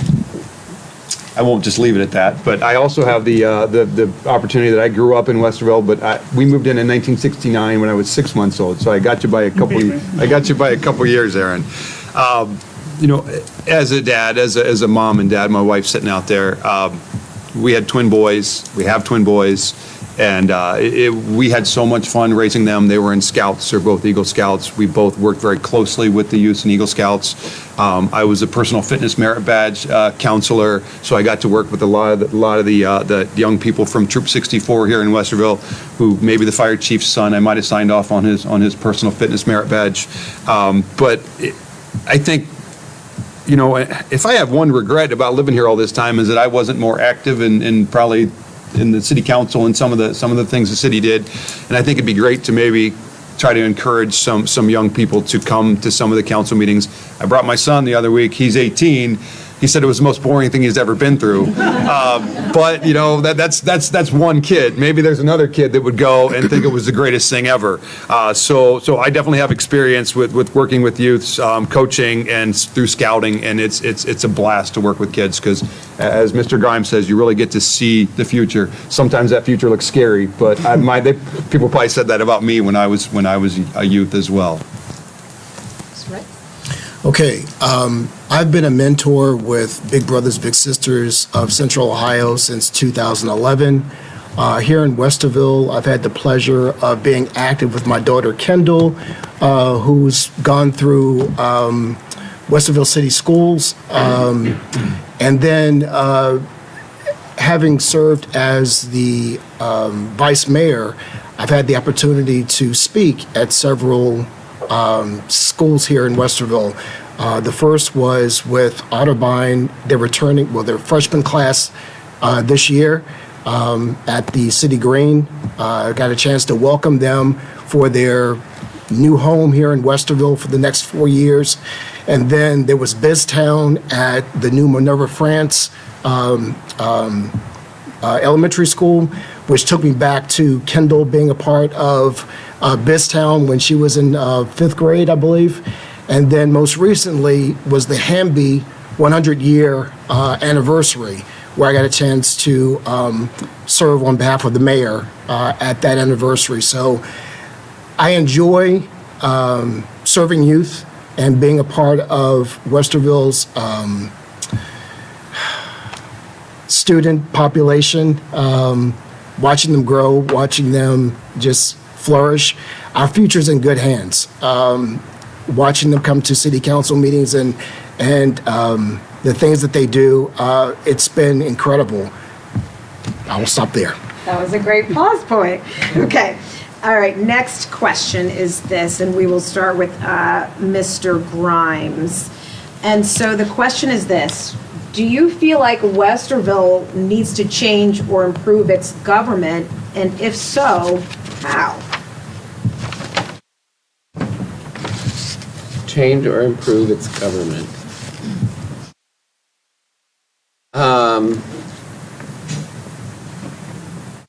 Oh, that's a thinker. We're currently a council and city manager form of government. So council hires the city manager and the city lawyer, and then, or legal team, I guess. And then the city manager runs the city, hopefully in the direction that council prioritizes. If that's not the case, council gets a new city manager. It operates similar to our school district. School board is there to set the direction of the district. School board hires the superintendent and the our treasurer, fiscal officer. I can't remember her title. And so I'm relatively pleased with how it works, how it operates, because council does get to have the final say and does have the oversight over the city manager. At the moment, I can't really envision another way that it would necessarily operate that would be more streamlined and beneficial than it is currently. But whoever asked the question, I would love to hear your ideas and input and maybe what came from that question. But I would say I am quite content with the way the city is operating. Mr. Rudd. In an answer, no. I don't think it needs to change or be improved. For the specific reasons that Mr. Grimes said, we are a democratic city. We vote in our council. The council hires a city manager, and the city council sets forth the direction for the city. I don't think anything needs to be changed with it. I don't see any problems with time, length of time I've been here. I don't see any problems with how it works. I think it works really well, and I don't see we need to change it at all. Yeah, I don't see the need for major changes. When I met with the city manager, when I met with Monica, she asked me why I was running and if there was some major change I wanted to do. And I said, I love this city, and it's the town I grew up in, and I hope everyone here is happy. If you're not, like Mr. Grimes said, whoever asked that question, maybe you could catch us off afterwards, off topic, and just tell us what you're thinking, because from our perspective, or from my perspective, I don't want to speak for anybody else, the city's run pretty well, and I think things are going in the right direction. So yeah, I would say I'm not looking to make major changes to how the city's governed. Right. Change, no. Improve, yes. Improve in the sense that I think there can be better communication. I think there can be better collaboration between council and city leaders. And I'm just speaking for myself, not the rest of council. I think that there could be better leverage between council and the city, leveraging the talents and the network that the city council has. Right now, it's too separate, in my opinion. I think there should be more partnership. Right now, council sets the policy, the goals, and approves the budget and oversees the budget. But I think there should be more partnership. Now, council's only around for 4 years, and then there might be a new council come on board. But during those 4 years, tap into those resources. I've got experiences outside of Westerville that may benefit Westerville. Ask questions. Be receptive to ideas. There may be some things that I can bring to the table that you may not have considered. So just be open. So those are the type of changes I think or improvements I think could be better for Westerville. Change the government? No. But be open to improvement. Why not?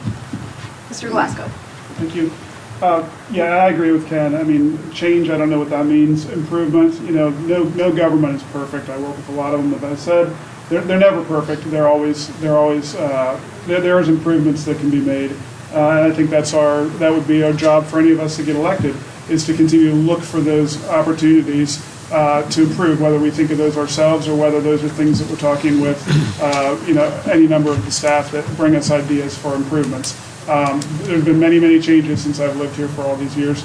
All I think improvements. I think the city has always been on the right trajectory. As far as specific things, as we've talked about, zoning is a government function, and I think we've all agreed that there does need to be a change with the zoning, looking at the zoning code and making sure that the zoning code is up to date, whether it's forward-looking, and whether it matches our priorities in the comprehensive plan, which is what our planning documents. The second issue, and I've been talking a lot to uptown businesses, Uptown Westerville Inc., and those folks, and I think there is an opportunity for greater communication between the city and those business owners. I think we do need to improve. We always need to improve, and that's what I would like the opportunity to be part of. All right, so we're going to move on to this next question. And Mr. Rutherford, the question is this. So we're hearing a lot of similar answers on similar topics, right? Mm-hmm. But the question is, what is an issue that, in your opinion, you tend to differ on? One specific issue that you tend to differ on, and what sets you apart as a candidate?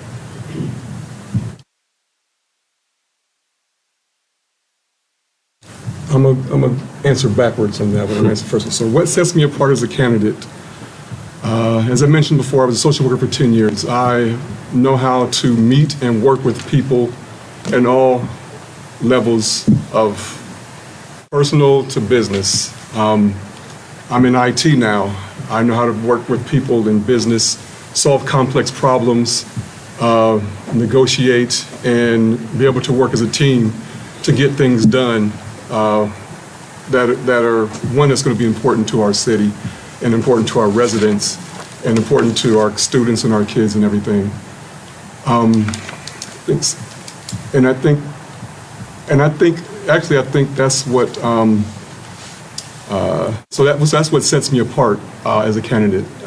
The ability to I'm sure everyone has abilities up here, but in my previous and current positions, being able to take complex problems, break them down, address them, and get results. As far as something that sets me apart from something that is different from everyone else, I don't have anything, because I think we all want to have a great community, and we all are striving for the different things to make Westerville the greatest city that we can make it.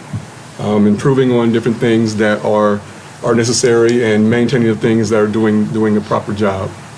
Thank you. Mr. Washburn. I'm going to follow your lead and answer the second part of the question first. Sorry, I know we probably all sound like we talk the same, but literally when I saw all the other names on here and did the research, I told the city manager that I think we're all quality candidates, and the city is going to be fine, no matter what happens. I personally, I've been in sales for the last 30 years, and I've worked with major corporations, and I've worked with a whole lot of independent retailers and restaurateurs. I need problem solving. I feel like I bring a lot to the table as far as definitely working with businesses. I've had some discussions with a lot of the businesses in Uptown Westerville, having lived here literally my whole life, 54 years, 55 right after the election. That I think I can bring a lot to the community as far as it relates to business, and it relates to community issues and how the community's grown. Someone mentioned parks, and the parks are so wonderful here and bring people here. I have ran on every park street, and I've actually ran on every street in Westerville. So if you live in Westerville, I've ran by your house. But as far as what is majorly, I tried to cheat and try to look through everybody else's list here, but I think that there's four wonderful people up here, and I can't call myself wonderful because that would be odd. But I wish I could say that there's one of us or I'm so much better than them. But I think we're all good people. Mr. Wright. Okay. My platform is on housing, thriving communities that's dealing with people who are financially challenged, and also diversity, equity, and inclusion. And my mentor told me that my platform was too narrow, that's something that I should do after I'm elected. I need to be more broad. And I said, well, that's not what I want to focus on. I want to do these things. She said, well, that's too narrow of a scope right now. And I said, well, I am mindful of the big picture things, but there are 6 other people on council. We're gonna deal with the big issue things, but I want people to know that I care about those who are hurting. And I want them to know that that's where my passion lies. And one of the beautiful thing about being an incumbent, there's a track record. You can look back and see what I've voted on, what my positions have been, what my comments have been, and how I've represented the city. I care that there are people living in poverty in Westerville. I care that there are people who are cost burdened, who are homeowners, who are renters, who are struggling, here in Westerville. That is important to me. So that's a point of difference. Mr. Glasgow. Thanks. I'm going to answer the second question first as well. And maybe I'll lose a lot of voters here by pointing this out, but I'm the only attorney running. So depending on how many attorney jokes you know, maybe I've just lost your vote. But no, there is. I mean, this is running the government. Being part of running the government is very legally. There's a lot of law to it. I mean, it's governed by laws. You got to know the laws. And I'm not saying that these guys wouldn't be able to do that either. I'm just saying that there's a different experience level, and that differentiates me. There's only one lawyer on council right now. His name's Craig Treniff. He's going off of council. I think there is something important about having a lawyer, in addition to having a city attorney, also having a lawyer in your midst. It's different roles, right? And so I think that's the distinguishing feature for me. I've also been on, for a long time, I've been on several boards that have done a smaller piece of what council does. I've been on BZA, and then I've been on Planning Commission, looking at those issues. So I think that's distinguishing. And as Jeff and I both said, we both have a long history in Westerville, which I think is important. As far as focuses, or as far as differing issues, I think that we don't. I think we all do want Westerville to thrive. I think you have 5 good people up here that want that, but I think we just have different focuses. Mine, as you have heard, is on public safety and some other issues. And now I got to stop. It goes so fast. It does. So differing, and we talked about sustainability, but something that differs is that's one of my top 3 priorities is sustainability and sustainable practices in the city, and making it not just a pillar but an action within the city. And then also DEI and inclusion and belonging is also part of the platform. So again, not that we had vastly different answers, but it is one of my top 3 priorities that you could see on the website or on the flyers. What sets us apart, again, I've referenced being an educator, so getting to always have that childhood experience in the back of my mind, everyday reminders. It's something I advocate for on the Parks and Rec Board currently, just making sure, is it the most inclusive? And we've had quite a few wins through that in the Parks and Rec Board. Also, my participation in a variety of community organizations. If there is a meeting and it fits in my schedule, I am there. So I'm one of the core team members of Sustainable Westerville, an active member of the Westerville Queer Collective, We Rise, the Arts Council, you name it. Continue to go down the list, and if I can be at that meeting or event or fundraiser or advocacy session, I am there. So not that not everybody's active, but super active. Yeah, hyperactive. Oh, did I get the stop? No. Oh, okay. 6 seconds. 6, all right. Went to Otterbein, teach in the schools, and live in the city. The 3 pillars, resident, Otterbein, and Westerville City Schools. Thank you, Mr. Grimes. All right, Mr. Washburn, this question is for you. All right, so what is Westerville doing specifically to bring in younger generations so that the city continues to thrive?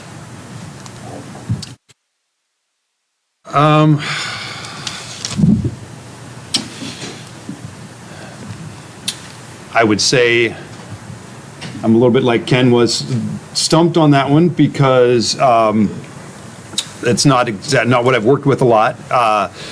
You know, I do know that the Westerville City Schools do a great job. What is Westerville doing specifically to bring in youth, to bring young people back? Well, I think it really helps, as Mr. Grimes had, to have our wonderful university here with Otterbein.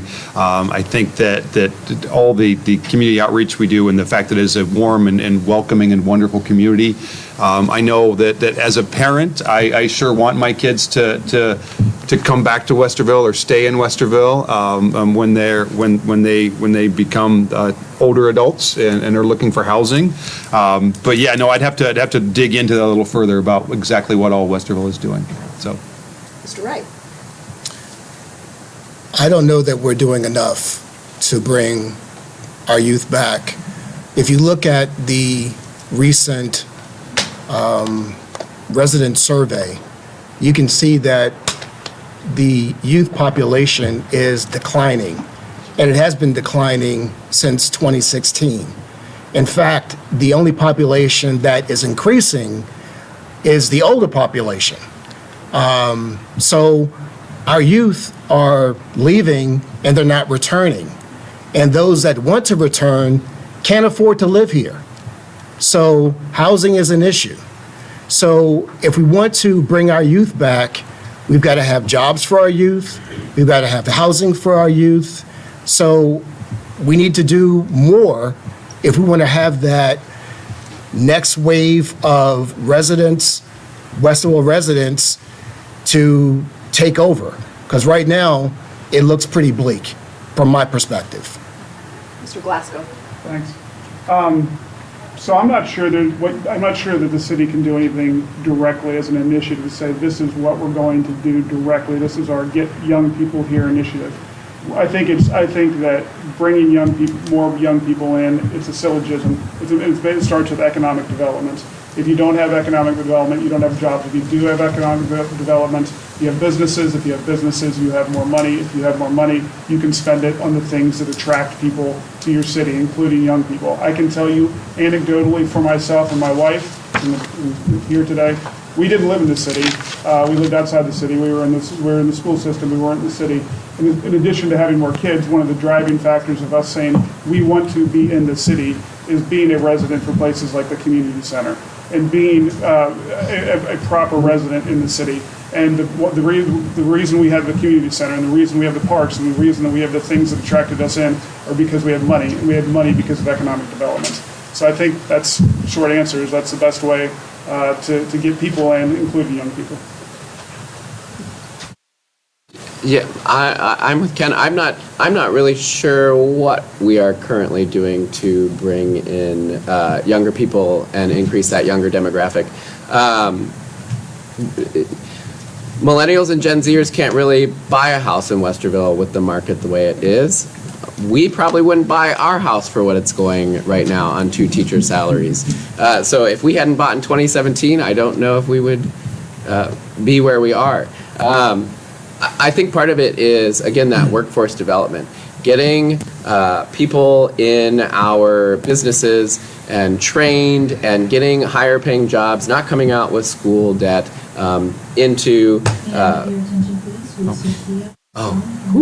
I thought I was getting cut off.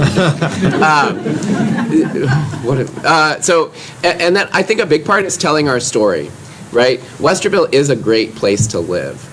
And we need to make sure that the younger generations see the appeal of coming to Westerville, the amenities that we have, the city services that we have, and for those that feel welcome, telling that story as well, and increasing generally the stories of others that might not feel welcome currently, but fixing that, making sure the story of Westerville is told to make it an appealing place to live for those that currently can afford it. But certainly housing, addressing the housing issue must be addressed in order to bring younger voters, because like I said, we wouldn't buy our house for what it's going for now. And we're older millennials. Mr. Rutherford. It's been said, housing. You want young people to come here, you need to make housing affordable. Economic development, having jobs that provide the income for people to rent or buy housing here. That's really the only thing that I can see.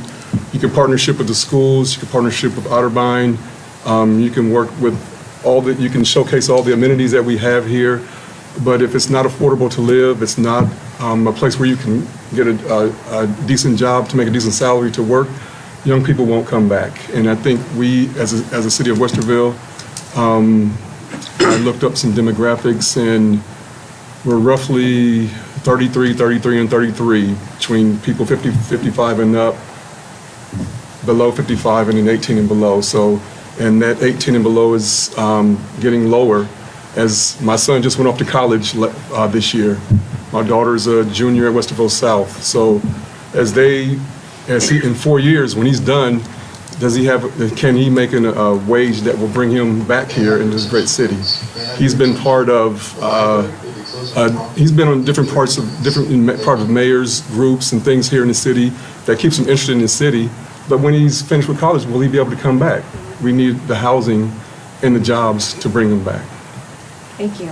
All right, this concludes our question and answer session. So we're going to begin this next portion, which is closing statements. Each of you will get 2 minutes to do that. Again, and just a reminder, with your closing statements, even just mention about why voters should vote for you. And so, Mr. Wright, we will start with you. Okay. Well, 4 years ago, I decided to run for city council because I wanted to make a difference in this community. And my mentor told me at the time, be your authentic self. And that's what I've tried to be throughout my 4 years, my authentic self. I've learned a lot over these 4 years. COVID impacted my first term. And while there were accomplishments, I think there's still more work to be done. I was on the fence on whether or not I wanted to do this for another 4 years. But a colleague at work asked me, how had my 4 years been? And I said there were ups and there were downs, but for the most part, it was a good learning experience.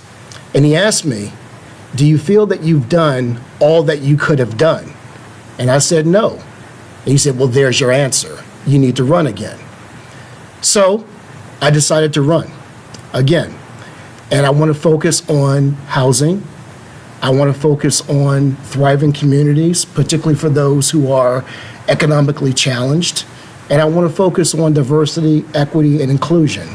because those three things, I believe, are important for all Westerville residents. I believe everyone who wants to live in a home should have that opportunity if they're able to afford it, attain it. Where you live makes an impact. And I think those who want to live in Westerville should have that opportunity, and there should not be any artificial barriers preventing them from living in Westerville. Those who are economically challenged, I think there should be opportunities for them to become self-sufficient and to be able to thrive in this community. So I would ask you to vote for me again, to provide me with a second term. You can find out more on my Facebook page, Right for Westerville 2023. Thank you. All right, Mr. Glasgow.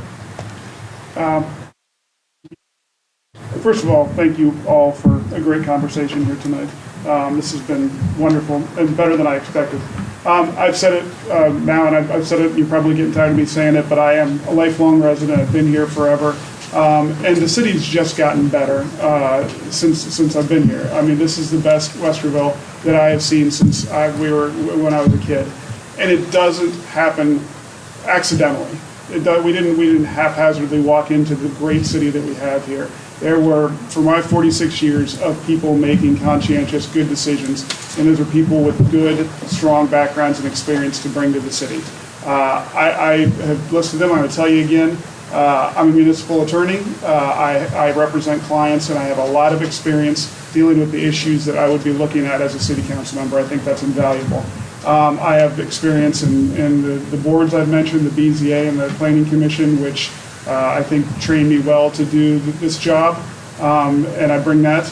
And I didn't mention it, but I'm actually a managing partner at my law firm, which is a large law firm in Columbus, where I have where there's crossover skills, including dealing with budgets and making hard fiscal decisions about how to run the business that I think definitely cross over into the things that you look at when you're a council member. And so, the bottom line is I'm bringing these skills and experience, and I want to bring them to represent you. I've told you early on what my focuses were. The public safety, parks, and economic development, and I look forward to some of the other issues that other people might have in terms of housing, and the other things the candidates have talked about today. So with that, I would ask you to vote for me in November 7th, and thank you for being here.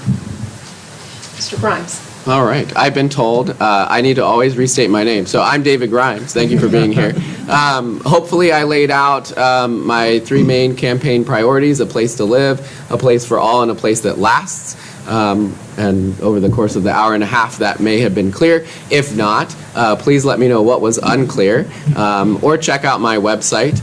I really ask for your vote as an educator, a leader, and an active community member. I think I've proven those things here and as well as in the community if you know me. If not, come chat, and again, check out my website. So the website, and I had to write it down so I didn't forget, is grimesforwestervilleohio.com. It's also on the QR codes. Please take a palm card, as well as I have 9 signs. But I think one of the other parts is we're a city of nearly 40,000 people, and we're a room of less than 100 currently. So again, part of that is telling that story. I'm asking that if you liked what you heard and what I said, please go and share that. If you liked what other candidates said, please go and share that, because you being an active participant in this forum, you get to share that story. You are also helping distribute that information. It's also on Facebook, so share it on Facebook. And if you didn't like what I had to say, I'd love to know what your needs and wants are and how I can address those as well. So please just share what you learned from this forum. It's really crucial that we all participate. And speaking of participation, if you thought this looked easy or you're interested in doing other things, the boards and commissions application process is currently open up until the 20-something of October. So go to the city website. That's where I got my start. Meet and greet tomorrow. Yeah, we'll be there. Meet and greet tomorrow at City Hall, 5 to 6:30. So please just check that out. That's where I got my start in city government, and we need more people to step up and get active as well. Thank you. Mr. Rutherford. Why you should vote for me? I'm the tallest.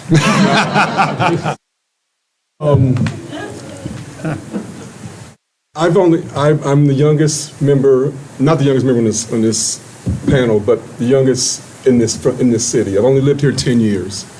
But in the 10 years I've lived here, I have seen how Westerville is moving toward the future to provide, and I want to help represent all the people in this city and keep the city moving towards the future. I grew up in Columbus.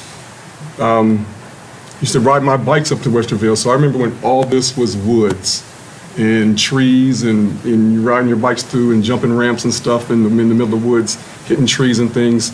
And I've seen how Westerville has grown, how people love it here, and that's what made me want to move here. And that's what made me want to have my kids go to school here. I talk to people, again, I think I mentioned before, there's a friend that's moving from Jersey and they're looking at school districts, and Westerville is one of the best school districts in this state. So why not move here? We have good services.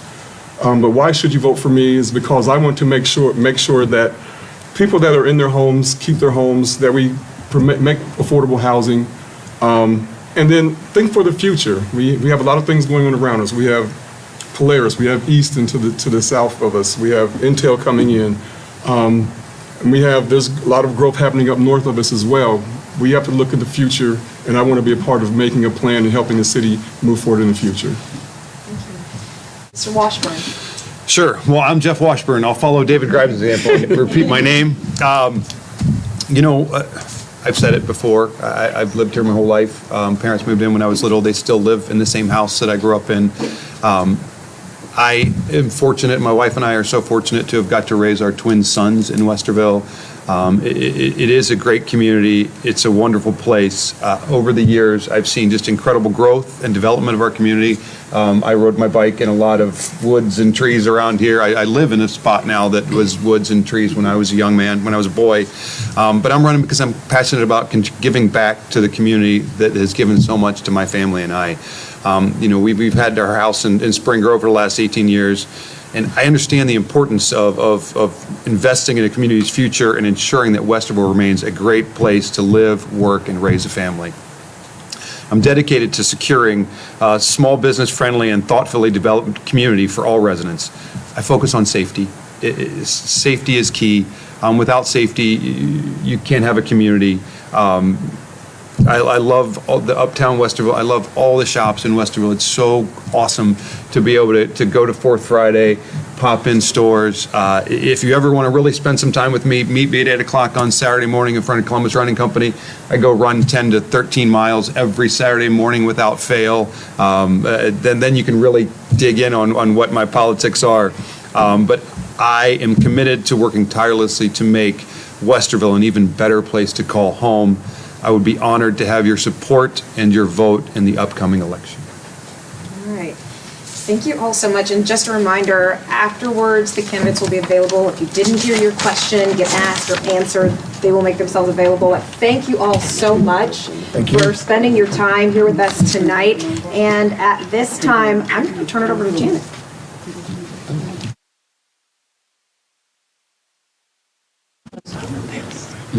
Thank you so much, Tanisha. And we have some Cheryl's cookies here to give you, so to thank you for your time. Everyone, thank you so much for coming. And to everyone that's on Facebook, thank you. Remember, you can tell your friends to sign on later and watch it if you'd like. Ken, David, Charles, Aaron, and Jeff, thank you so much for your time. I really appreciate it. Your comments have both been educational and enlightening for all of us. On behalf of the Westerville Area Chamber and our Business Advocacy Council, we appreciate you coming. We hope you drive safely tonight. And again, Status Solutions, Charter Communications, and Edge Technology, thank you for your support. And if you don't know, you can start voting on Wednesday. That's early voting. And we hope that you'll be sure to exercise your right to vote, whether it's early or on November 7th. So be safe, and thanks so much. Have a great night.